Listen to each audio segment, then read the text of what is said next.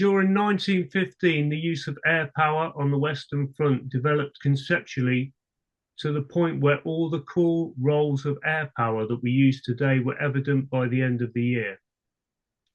The technology was also developing, but the major changes were still to come in 1916. But these developments were internal to the Army and the RFC. Gallipoli was different in that it was the first truly joint campaign with naval, land, and air forces involved.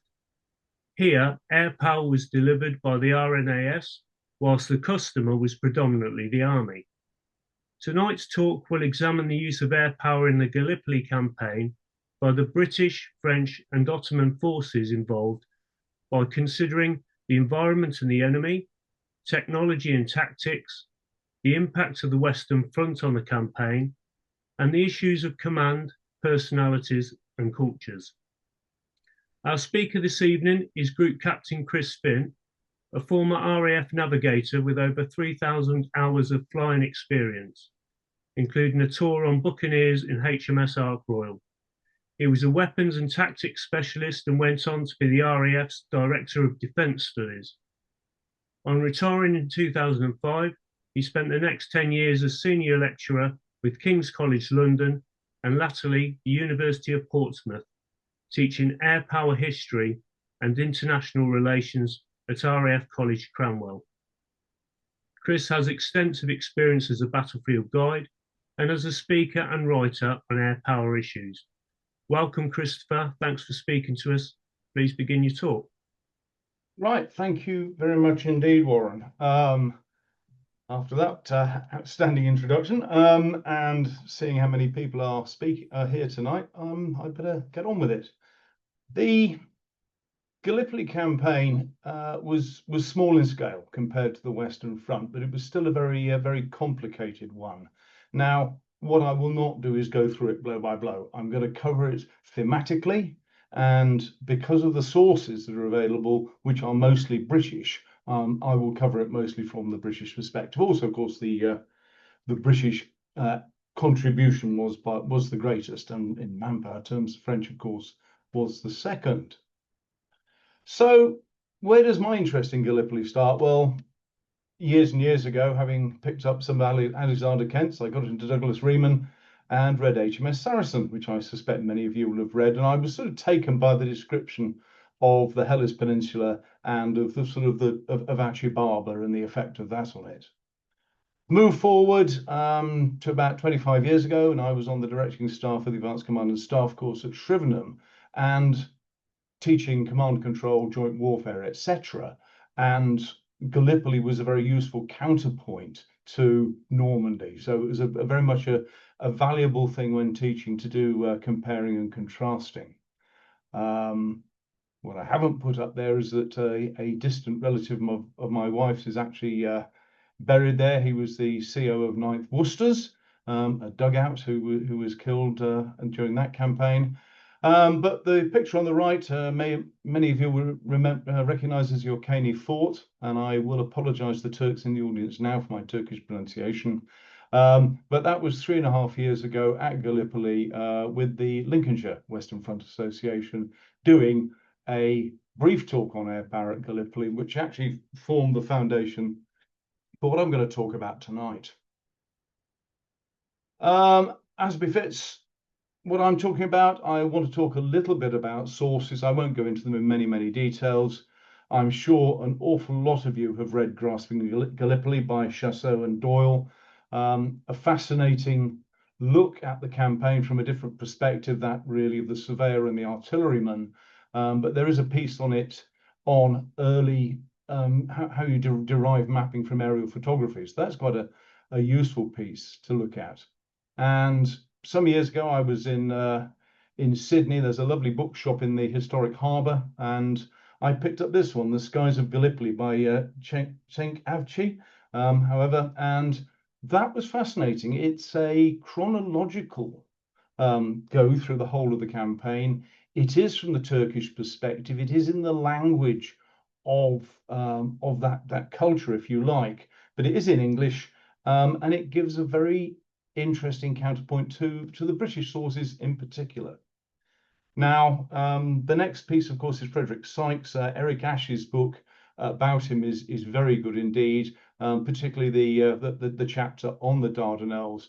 But I also took the plunge and ploughed my way through from many angles, which is Sykes's autobiography. Again, the Dardanelles chapter in there does give a very detailed view, and it shows a part of what Sykes was as a man, his attitude and his view about his attention to detail, really.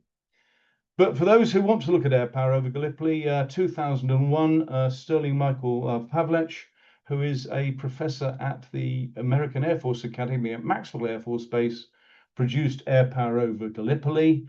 A very, very good book, very well researched, excellent set of references in it. And that is the primary skeleton, if you like, for what I'm going to talk about now. So we hinted at the Western Front.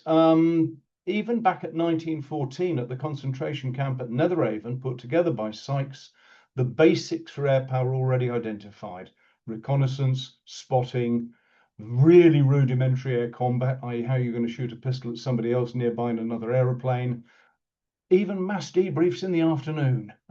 Red Flag was not the first place to do this. So Sykes had already started setting things up for that. And as you get into the Western Front, of course, reconnaissance is quickly established as the primary role. Both sides start to interfere in each other doing that, and we get into counter-air, both defensive and offensive. And of course, the start of air power for attack, including 3 Squadron of the RNAS on the airship bases. So that's what's going on in Western Europe. Before I go into the talk, mainly, I just want to talk a little bit about the conceptual side of the development of air power. And the first piece of it is technology. And it comes in 3 pieces. It comes in engines, airframes, and armament.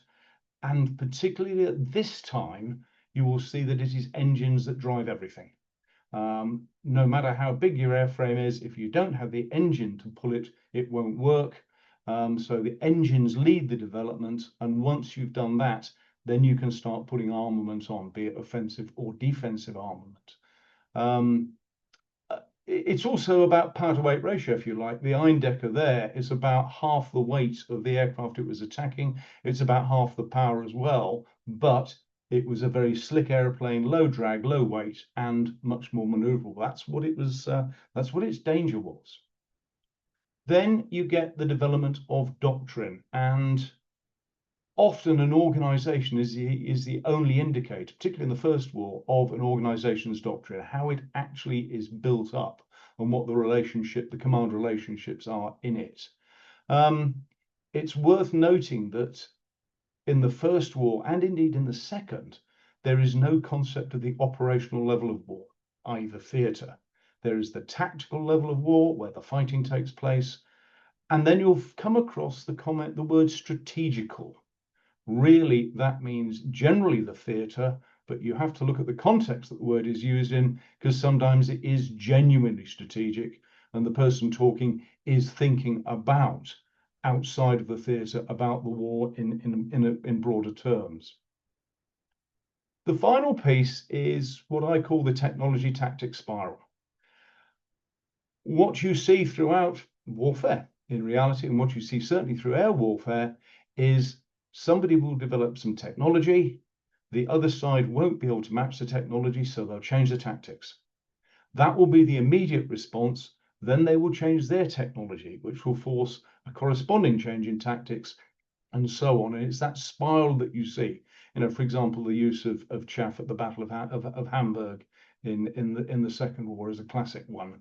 Nobody wanted to use it because they didn't want to tell the other side they had it till they really needed it.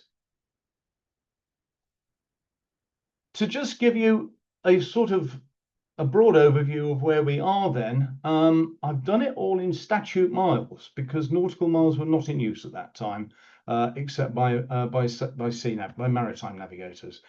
All the airspeed indicators were calibrated in miles an hour. So from the first Turkish base at Yeşilköy, which then became the Istanbul airport for many, many years, down to Çanakkale is 150 miles. Some of you were talking about driving around to the peninsula, and of course you went through Tekirdağ. That is a later airfield. It was opened later in the summer. And then down where the British are, particularly on Imbros and Lemnos, it's 65 miles from Çanakkale to Mudros Harbour and 30 miles down to Tenedos, where the first base was. Very little variation, so basically magnetic and true north are the same in this campaign. Start then with the naval campaign and really look at the period of January to February 15. The starter, deployment was HMS Ark Royal, was the seaplane carrier with a number of ships on. The Sopwith 807, and I'll use horsepower a little bit as a measure of merit, but it's not that great because you have to compare it then with the weight and the drag of the airframe. But the 807 had a 100 horsepower motor. It could do about 85 miles an hour. There were 3 of those. There were a couple of white pushers, much the same performance, and one short 135, 200 horsepower, so double the power, but it would only do 65 miles an hour because of its big draggy floats. Now, it's only the short that was a robust airframe. The 807 couldn't even get above the small arms fire. So it was a fairly vulnerable aeroplane. They were employed in a basic reconnaissance role, very limited by unreliable and short-range radios. The early Sterling radio had a range of about 5 kilometers, so massively unreliable, and you were lucky to make it work, frankly. For the French, the ship was a Foudre, and they had just 4 of the Caudron seaplanes, already obsolescent. This is the aircraft that people are getting their licenses on in 13 and 14. So it's already out of date, and only 4 of them. And for the Ottomans, they just had a couple of leftover Blériot 12-2s from their brief flirtation with air power, but we'll see how the Germans come in and then improve it for them. And the rather handsome chap there is Cemal Bey, who is one of their original pilots, and he deployed with a couple of those to Çanakkale. It's just a field. The little airfield wasn't even there, and he was with an observer, was spotting the initial Allied naval advance up into the Dardanelles. One of the things that was worrying the Navy, of course, were mines, and I think it's rather remarkable to do this so early on. But there was a trial done around Ark Royal, albeit in very benign conditions, where some mines were laid at various depths down to about 18 feet, and the seaplanes would fly around at various heights to see what the best option was and could they actually see them. And the answer was yes, they did. And between the 13th and the 17th of March, they spotted most of the mines that were laid in the Dardanelles Straits prior to the naval entry. They were not tasked to look into Erin Kui Bay, sadly, which is one of the reasons why you have the losses there on that particular day. And on the 19th itself, and this will sound counterintuitive, but to calm seas and no wind, they weren't able to get any of the little seaplanes airborne. The first one didn't get airborne until 10:35.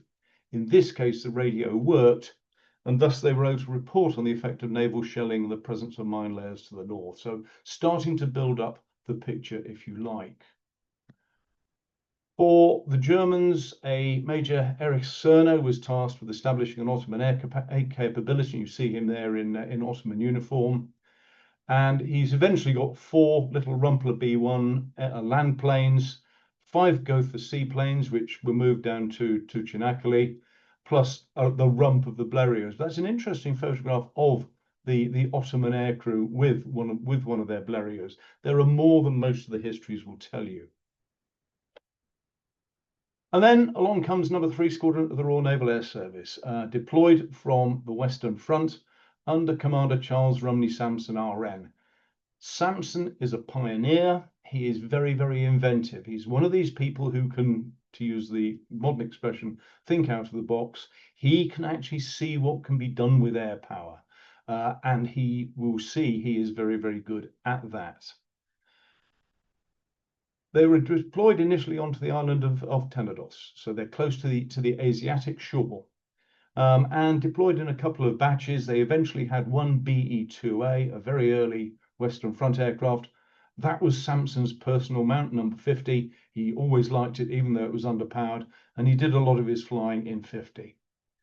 They had 3 of the more improved BE-2Cs. Now, improvement is a relative term in this in 1915. 2 Morris Farman Shorthorns, 8 early Henri Farmans, which were effectively unusable. They really had nothing, no power or anything. And later on, down the bottom left there, 1 Breguet BRE-4 bomber. This was a beast, 200 horsepower, 85 miles an hour, and had a theoretical 650-pound bomb load. It was so difficult to fly and to handle that there was only one chap, Flight Lieutenant Marix, who would actually fly it, and it was his aeroplane throughout the campaign, although he flew other things. They also picked up a couple of Sopwith tabloids off Ark Royal, which obviously couldn't use them in the seaplane role, but they had them in case they had to go ashore. In reality, the only decent aircraft out of that lot are the BE-2Cs and the 1 Breguet. So lots of numbers, not a lot of capability, and they only had about half the pilots for the airframes, which, as we'll see, turns out to be a bonus. Also arriving at about the time was the French squadron, Maurice Farman 98, T for Tenedos, under Antoine Césarée, flying. They only had 8 improved Shorthorns, 80 horsepower, 70 mile an hour, but 160 statute mile range. These also couldn't get above 1,000 feet, so they were very poorly placed over land. And the first of the kite balloon ships, HMS Manica, arrived. So let's look then at the landings and the land campaign between April and August. And sometimes I think artwork shows a better idea than black and white photographs. You know, you can feel the terrain of Hellas, and you can see Achi Baba to the north there dominating the skyline. We start with reconnaissance and mapping. And this is probably the most critical contribution of air power to the campaign. And you could almost argue it's the critical one on the Western Front as well. And one officer only, Flight Lieutenant C.H. Butler, using intriguingly a German camera, exposed nearly all of the 700 plates that were taken during the campaign that were developing the intelligence on where the Turkish lines were and to develop the basic mapping. The right-hand picture of Suvla actually, although it says Imperial War Museum, is from Lehman van Sonder's archives. So it is potentially a German one. It doesn't say the source of the photograph, just the archive it came from. The second most critical contribution, in my opinion, is naval gunfire spotting, correcting fire for the guns. Initially the larger ships, and then we'll see that they shrunk quite a lot. Very limited by the radios of the time. Often the ships wouldn't get them. Often the ships wouldn't pay any attention. There was a cultural issue as well in this, so it's by no means cut and dried. But this quote, I think, says a lot from the 19th of April. Hogg signalled up 200 yards shrapnel, and the old Prince George, ever keen to respond to us, fired 2 salvos of 6-inch shrapnel, which blew half the Brackett's gun crews to Allah. A very politically incorrect statement of the time, but that was the kind of things that you see them saying. But the point is, when it works, it works. The photo here is probably from the SS7, which was the only dirigible that was used. It's actually, I think, looking out over the Suvla area. But it gives you an idea of the visibility you get. Now, balloons didn't have the radio problems. You had a simple cable going down the cable that was actually holding the balloon to the ship, and then able very swiftly by signal projector or by flag if necessary to pass that message to the attendant bombardment ship. And that was how it worked. You would have a bombardment ship tied to the kite balloon ship. Get problems in that. There's one occasion where they're spotting for one of the ships and it suddenly has to depart because of a submarine threat, leaving Manukau in the lurch. But there you go. Generally operate 2,000 to 4,000 feet. Obviously swung about by the wind. You're dependent on the cloud base. A general rule of thumb down at these altitudes is that you get 10 nautical miles for 1,000 feet. So that's the kind of visibility you get. But of course, particularly down in the south and worse in the north, of course, you've got the obstruction of terrain when you're trying to look across. However, there are cases where spotting takes part from the western side, actually for ships that are bombarding into Conakry and the other ports in the Dardanelles proper. So they do have a very good use. The other point is that they were wet navy. They were under command of the fleet. They were not Royal Naval Air Service, so they were ship's company, if you like, and that meant they were much better believed by the gunners. Now, without dedicated fighter aircraft or AAA guns and automatic anti-aircraft guns, improvisation was called for on both sides. And you see both sides using light field pieces held up by ramps to elevate them enough to turn them into basic anti-aircraft guns. There's nothing lost to them, but there is a lot of damage by small arms fire and later by machine guns used in the defence role. On the left, you see Samson in a Newport Scout. They've mounted a Vickers machine gun there, and you can see actually the tube in front of him is a very rudimentary sight. It's not bad. It's better than the ones that were on the Western Front, where you had guns actually aiming out sideways, so very difficult to aim. At least this one, you could presumably in a turn pull some lead with that and actually get your sight onto the target. But there's no record of it actually doing anything any good. The other thing to note is the front cockpit of the Newport. That is later covered over, and that will become significant in a later story. So if you can't do defensive counter-air, which is what this is, apart with artillery, then offensive counter-air is the proactive response, and that is going for your enemy's airfields. And thus the attack role soon developed, mostly with small bombs like the German one on the left and the little 20-pounder carried in the cockpits and thrown over the side. So there's no bomb sights of any use, and that's actually one of the main issues. As far back as the 15th of April, as soon as the Ottomans came and had a go at Tenedos, FRAeS immediately went back that afternoon and dropped a few bombs on Conakry. The German attack wasn't very good. It was 3 16-pound bombs and all of them were unexploded. So they didn't achieve very much by doing it. But this was part of Samson's idea. He was saying, if anybody ever attacks my airfield, I'll go straight back and attack them. But this becomes a general response, attack anything possible that you see. They would generally carry some bombs just for targets of opportunity. So ship, land target, encampments, submarine, whatever. Mostly 20s and some 1,000-pound bombs. And that's really the size of the weapons that are used in this campaign on both sides.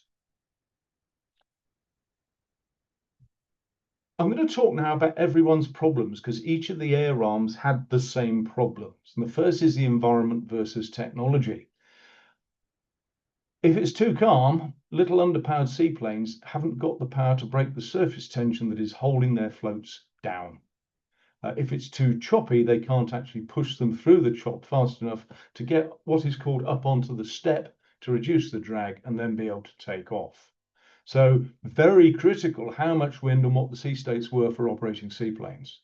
Obviously, what you would like to do if you have to do that is get into a bay downwind, get yourself some better conditions. Dust was a major problem. It would abrade both the airframes and the engines. It would get inside the engines. It would get inside the filters, etc., and do massive damage inside the cylinders as well. And as you get into summer, the hotter, thinner air then vastly reduces engine performance. Engines work better with cold, thicker air because the colder and thicker it is, the more fuel you can put in the engine. That's how superchargers work. So they're not supercharged in this era, of course. So they're very, very, very basic. So that's limiting your speed, it's limiting your ability to take off, it's limiting your rate of climb, and it's limiting your ceiling. And another problem was that the propellers are all made of laminated wood, and the heat and the humidity was making them delaminate. And actually, the first airframe loss to the RNAS was caused by a propeller breaking up in flight. Fortunately, it was over land, over Hellers. Fortunately, the crew survived, but the aircraft was written off. And then sortie generation, getting aircraft out, getting sorties out of your aeroplanes. It was worse for the Royal Naval Air Service. They got 11 seaplanes of 5 different types and with 3 different types of engine. They had 30 land planes of 5 different types, and they had 6 different types of engines. So the support for that is incredibly difficult. This, in fact, made up for the general shortage of pilots and observers. The reality for three-wing over the whole period, from March to December, they flew 2,600 hours, so 300 hours a month in big numbers. 10 hours a day is about 5 sorties a day. That's all you're getting out of 3 Squadron. Peak rate, they could surge to about 10 sorties a day. So this is really, really small beer, to be honest. Logistics, you can see the reliance in Imbros Bay. This is the shipping there. For all 3 nations, the lines of communications were extended, not so bad, obviously, for the French in the Med. The longest of all, and all by ship, for the British. The Turks later, as we will see, were able to use railways, but that's not until Bulgaria comes into the war. So logistics was a major, major issue. The next one was command and control. The French were most coordinated due to the small scale of their operations. For the Ottomans, the command, as for us, was split between naval and land. So von Usedom, who was the naval commander at Çanakkale, he had control of the seaplanes, and von Sanders on the peninsula had control of the land planes. So there was a complete breakdown of command in there. Same for the British, as we will see shortly with a bigger example. And both Samson and Cesare effectively did their own thing. They both did the right thing, particularly Samson, but there was no real guidance at all from on high as to what they were doing. The British solutions. Sykes was sent out in late June to have a look at it. He had initially been with the Royal Flying Corps. He'd moved away from that after falling out with Henderson. But he went out to see what the problems were. And as I said, Sykes was both a detail man and a man with a strategic view. So he was able to make some very, very sound recommendations, but within the context that he'd been sent out there to actually bring things together. So he recommended centralization and command of the RNAS assets. That didn't really happen with the seaplanes. It only happened with the land planes. To concentrate them at the airbase at Kephalos, that did happen. To rationalize the airframe and engine types, that would rely upon taking aircraft from the Western Front, so that didn't happen. And to increase the number of squadrons, aircraft, and the maintenance capacity, that slightly happened, but not really to a significant amount. Although, in fairness, 2-wing did play a major part, particularly in Suvla. What happened was that 3 Squadron then became 3-wing. It didn't have any more assets to justify the upping. And in view of the paucity of the aircraft, I mean, an RFC wing had 3 squadrons of 18 aircraft each plus spares. So 70 odd aircraft to a wing. We're talking about a dozen operables. It's tokenism. And is it really there to justify Sykes staying in theatre in the rank of wing captain, i.e. group captain, or foreign naval captain? You can take your own views about that. But Sykes does see the problem clearly. He articulates it. He actually goes back to London to articulate it. But it's not recognised really and solved in Suvla at the time. That doesn't really, but not by the Suvla campaign. Now, while Sampson is on leave, temporary wing commander Davis takes over, and he is ordered by Hamilton to support the army at Suvla, and de Robeck orders him to support the naval operations. He tries to get some guidance on this, ends up speaking to Admiral Ramsey, who runs the inshore squadron, which controls the balloon ships. He's really helpful. He says, I don't see what you're making such a fuss about. Your rotten old aeroplanes will be no bloody good anyway. So he goes off in a bit of a huff. He then went across to try and speak to de Robeck and speak to Hamilton. Can't get to see them. So he went to Keyes, who was de Robeck's chief of staff. And he quoted that saying, basically, the general has told me I've got to support the land ops. The admiral has told me I've got to support naval ops. What am I going to do? And he says, first of all, the general's told me this. And Keyes said, well, yes, you've got to do that. And he says, and the admiral's told me to do that. And he says, well, undoubtedly, you've got to do that as well. So in the end, he backed him into a corner and said this. Then, sir, am I to understand that I'm to give priority to the general's orders, carrying them out in full, and if after doing so I have any aircraft available, I'm to carry out as much of the inshore squadron's orders as I can? This was Keyes' very petulant response. Yes, that's what you're to do. Well, now you know, you best get ashore and do it. And that was the level of direction and support that poor old Davis in Three Wing was getting from the naval command. So August sees the concentration of air power onto Imbros, and it sees the Suvla offensive. We now see these air deployments. There's two airfields now at Jebelu and Galata. The one's still there at Chanakli with its seaplane base, which is the Triangle. Ark Royal was actually very exposed to submarines, so it was moved into Mudros Harbour for protection. And you now see 2 and 3 wing both together with the seaplane base on Imbros. The little airfield on Helles was there very, very briefly. Sampson wanted an airstrip on there, but the only place to put it was in direct view of Acıbaba with a lot of Turkish guns behind. So every time an aircraft went in there, it was shelled.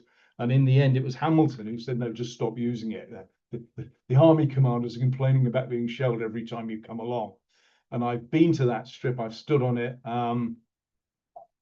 I'd find it difficult to think of how you get a Piper Cub in there. It was so small, albeit it was an uphill slope, which does slow you down a bit. So 2 wing is also earmarked there to go to Imbros. That shows Imbros, the first airfield on the peninsula. And if you look up into the top right-hand corner where you see the blue oval, you can see a black dot there. That is actually an airfield, an airship shed. It's for the SS. There were 3 of the submarine hunting dirigibles out. Only one was ever used, and it's very difficult to see from the records whether it actually made a substantive contribution to the anti-submarine war. But that gives you, and that is a couple of 3 wing aircraft operating from that very airfield. So you get a view. It's also very, very close to the excuse me, to Army headquarters. So that really is quite valuable. Pluses and minuses in the autumn. Well, number 2 wing arrived now under another very competent aviator, Eugene Gerard. He's mostly got BE-2Cs. A stable aeroplane, a good platform. It's got quite a dihedral on it, which means it's difficult to turn. It's a great spotting aircraft. It's not a combat aircraft.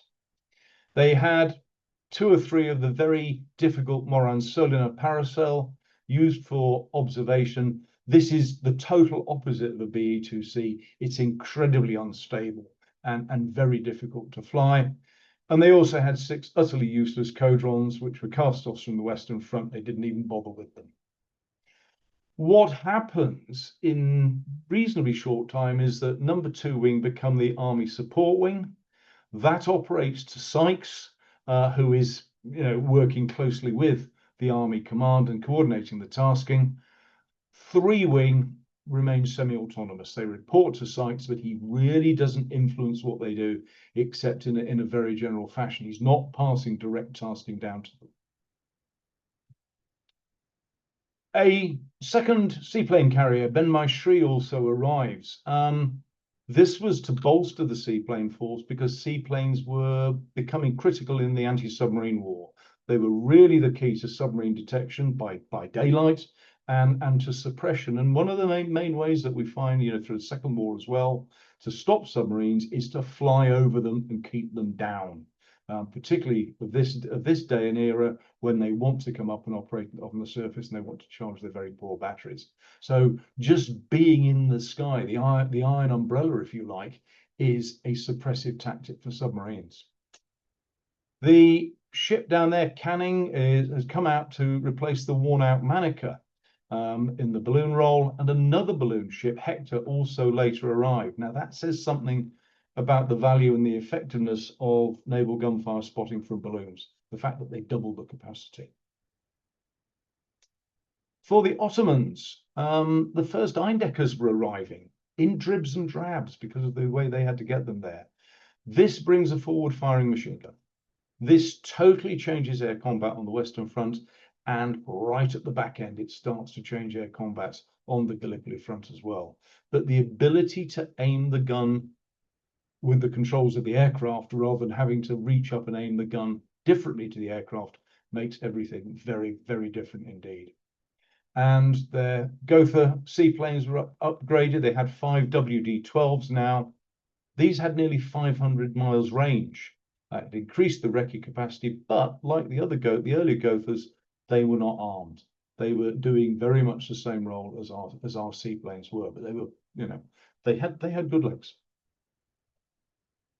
Finally, in October, Art Royal withdraws, and this is in early October. It's coincident with the French withdrawal, but that's got nothing to do with it. She was just basically getting knackered, and it was time she had to be withdrawn. Now, new ideas and tactics start to develop at this point in time, and on the 11th of August, a short seaplane from Ben-my-Shri torpedoed an 8,000-ton freighter. Launched from one side of the peninsula, flew over, attacked it, and flew back again. And on the same day, another seaplane was trying to do the same thing. It had to land due to engine problems. So it's got this 750-pound torpedo hanging underneath it. It ignored a hospital ship that was nearby, found a tug, sunk the tug.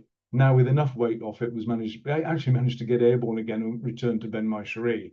So we see this is the first torpedo attack ever. As I say, they contribute significantly to the submarine campaign and to the RN submarine campaign as well in the Sea of Marmara, where they're detecting submarines, and they're also providing intelligence on submarine defenses. So they're doing that as well. There's also significant damage done to shipping and ports by monitors like the M15 here, firing under the direction of both the balloons and aircraft. There's bombing raids as well. And all of this increasing offensiveness actually stops the Turks using the port opposite Çanakkale, Akbashi Liman, which was on the peninsula by day. It was becoming too dangerous to operate. So that was doing a good job. And it's interesting to see at this time, of course, the replacement of the vulnerable battleships, even the pre-dreadnought ones, which was all that was left there, by the shallow draft and much cheaper and less manned monitors. There'd already been an unsuccessful attempt to bomb Istanbul with the Brezhway. Sampson's idea, let's see if this was where he was naive strategically. Am I going to force Turkey out of the war by dropping a couple of bombs on Istanbul? The answer was probably not. It had engine problems before it even got to the Sea of Marmara and had to return. So that idea was dropped. But in November, Sampson identifies the railway line that's running from Bulgaria up to Istanbul as a genuinely strategic target. The point about this was that Germany now had a clear rail line of communication with Turkey. And aircraft in boxes could be brought, and they work with the Eindeckers and things get there later on, is they are brought by rail. So they're not subject to interference by submarines. They don't have a massively difficult land passage. So that becomes a very important line, and it's running from the bay there, just under the lower target, up the way to the north to the town of Erdin there, and then on into Istanbul. So he picks two targets: the Maritsa bridge over the bridge there over the river Maritsa, and a junction down at Perajik, or whatever it's called, which provides a confluence of railways. The second railway isn't shown there now on modern maps, but it's an obvious choke point, if you like. And there were a series of raids, not only three-wing, but also by the sea. The first two raids were actually by seaplanes. Probably 12 raids in all, attacking the bridge and the junction targets. They were defended by machine guns. A lot of the aircraft come back with holes in them. And some of the attacks are now made by night. And this is another classic thing you see. When daylight defenses get too difficult, be they fighter defenses or gun defenses, you move to night operations. I've got a picture of a cockpit right at the back end, but I'll just talk a little about the issues of night flying. The first thing that you don't have is an artificial horizon. You have nothing that tells you your relationship in space. What you've got is an altimeter, which is telling you how high you are, and the rate it's unwinding is telling you how quickly you're going to hit the ground. You've got a compass. The rate that's spinning is telling you, to a certain extent, the amount of bank you've got on and the amount you're turning. And then there was just a little U-shaped spirit level, which was the only thing that gave you a genuine horizon reference, i.e. it was showing you your bank out of the vertical.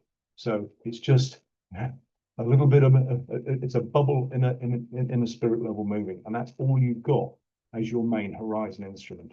So very, very difficult to fly. It was virtually all done in the high moon period.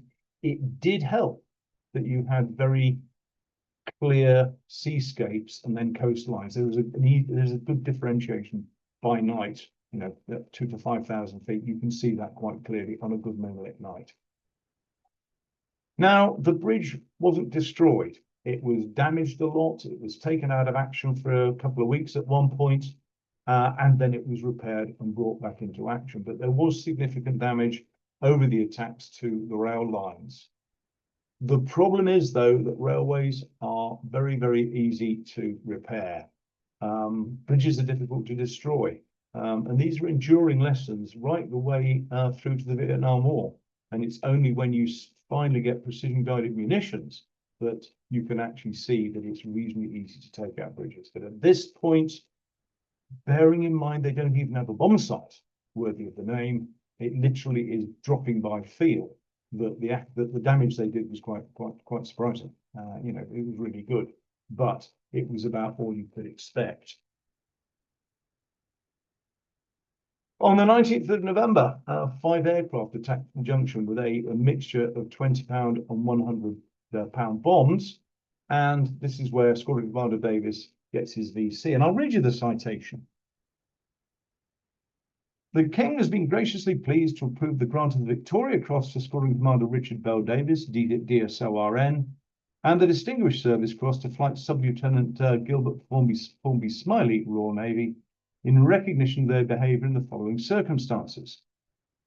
On the 19th of November, these two officers carried out an attack on the Perajik Junction.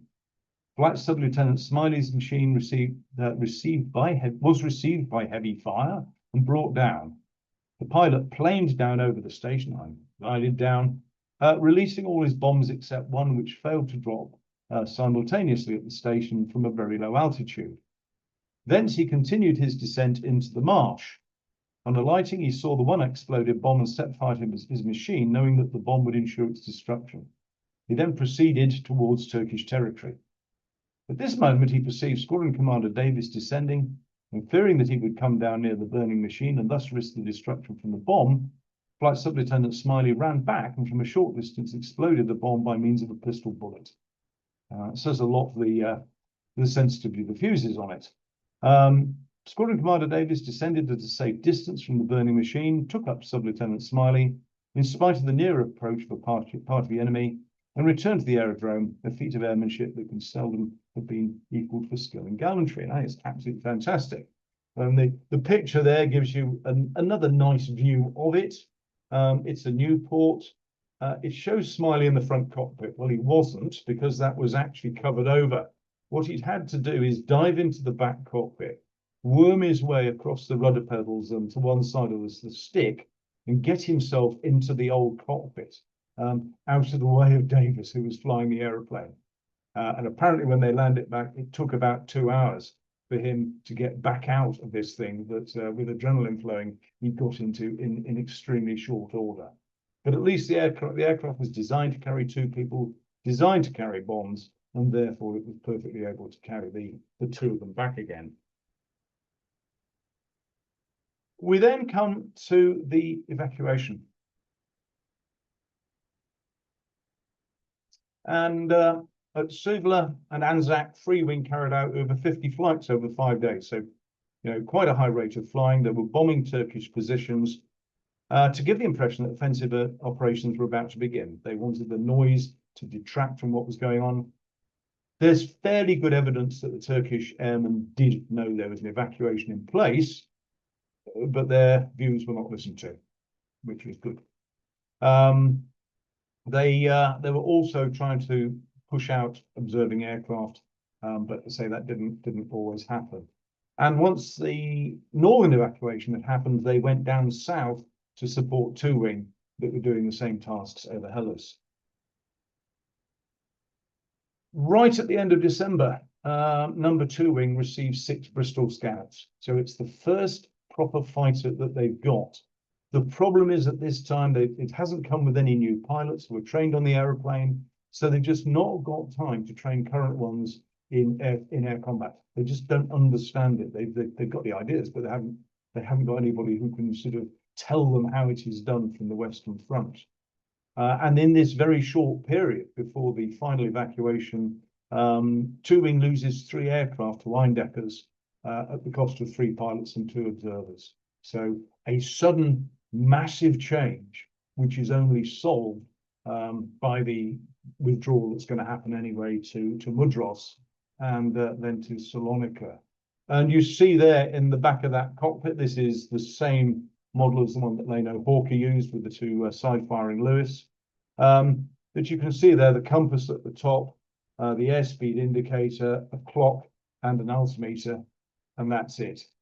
So that is your blind flying panel. You are flying what's called limited panel, to put it mildly.